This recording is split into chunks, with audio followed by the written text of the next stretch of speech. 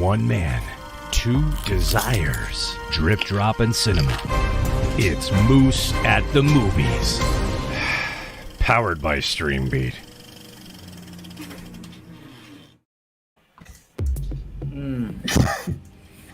Oh my God, I need food so bad. That 2-hour stale popcorn. I love it.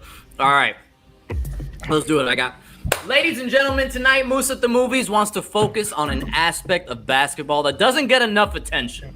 All right, see, you can have a roster filled with perennial all-stars like the Heat Beat crew, or a team collected of mainly random scrub Heat killers, maybe a bunch of journeymen on their last NBA legs, or even a rambunctious group of talented young misfits. But no matter what, it takes the right coach to get all 15 guys to buy into a system and culture bigger than themselves, to get the most out of someone's potential on and off the floor. Yes, Heat fans see it every day with our first ballot Hall of Fame coach, Eric Spoelstra, a.k.a. Filipino Jackson, and a group of brash, delinquent, outcast teenagers in Richmond, California saw it too, when their new basketball coach first stepped foot into the gym and demanded the respect that Samuel L. Jackson motherfucking deserves. That's right. This week we're breaking down Coach Carter. I know, Rowan, you excited? This one's on your list? You should be. You should be, man. Your was racist. This one is good. Based on a true story, Coach Carter is an inspiring tale about a man that I'm convinced was at one point a drill sergeant turned high school basketball coach. I mean, you can't tell me that Major Payne didn't play a pivotal role in this man's parenting skills.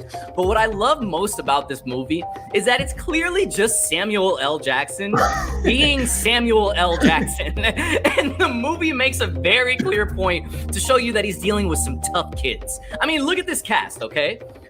First, you got young Channing Tatum, fresh off She's the Man fame. Then you got that dude from My Cousin Skeeter that was way less entertaining than the actual puppet. And then, I love this one, and Hollywood's go-to racially ambiguous kid from all of those 2000 films, okay? Need a tough yet funny-looking next Puerto Rican kid that can cover all 3 boxes in one casting for about 9 years. This was your man. So as soon as Coach Carter steps into they called him Spanish in old school. Right? Exactly. Spanish! Yeah. Great one. As soon as Coach Carter steps into the gym, he's laying down the rules. Everybody call me yes, sir, or no, sir. Everybody must attend and sit in the front row of all their classes, and everyone must maintain decent grades. So little Jose Alvarado decides to test Coach Carter and sneak attack bitch slap him. But he didn't know that Jackie Brown is a cold motherfucker, okay? So Coach Carter shoves him into the wall, and little Ernesto is shook. And he says the teachers aren't supposed to touch students, and then Coach Carter says, I'm not a teacher, I'm a coach. Damn! I mean, great movie line, but Coach Carter better chill. That response will not hold up well in court. I mean, you're saying you found a loophole to touch a child in today's climate? Yeah, no. Anyways, some time passes, and after a while, Coach Carter just breaks them all down mentally and physically. He has them running suicides in the gym till they puke. He teaches them the importance of finely tuned defense. And my favorite part, he starts implementing his own playbook, which is literally just him bragging about all his crazy exes. Like literally every fucking play is the name of an ex, and he goes into detail of what made them crazy. Like, I was with this one girl, she had a fat ass that jiggles more than a McFlurry. Her name was Nancy, and we played a game called Just the Tip. So when I say Nancy, look for the offensive tip-in, okay? This other girl, she was...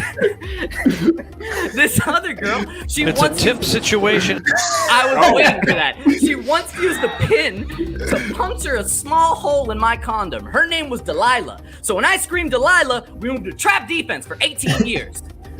And, you know, Coach Carter was getting it in because he had like 12 different plays, all named after crazy exes. So the kids start bonding and buying into Coach Carter's rules and Delilah, Nancy, shit like that. They go on a major fucking run and they start racking up the wins and become the hottest team in California. That is until the players' first report cards are released. Uh-oh. Realizing his players are failing several classes, he puts chains on the gym doors and locks the players out, even forfeiting several games. Because Coach Carter knows that to be a real winner, you gotta dominate in the classroom. That's right. The funny part is, all the other teachers are like, this is fucking bullshit, all right? Let them play, all right? Like, we want to watch a game, okay? Even some of the parents were like, we don't care as long as they're getting buckets. But the players decide to unite and back up Coach Carter, since he's the only one that's really believed in them. They spend weeks locked out in the gym, studying like crazy in the library, until finally they get their grades up in time just for the last game of the season against the #1 ranked team in the state. And with the help of Coach Carter's unwavering support, Ernesto's sweet three-point shooting stroke, and that Lila, Nancy condom broken defense situation, they win the game and become one of the most celebrated high school teams of all time. See, Coach Carter isn't just a story about a demanding yet caring coach, but it's also a triumphant story about perseverance and believing in yourself. I give this film 25 drip drops. Brass, take me out. So I do want to say two things.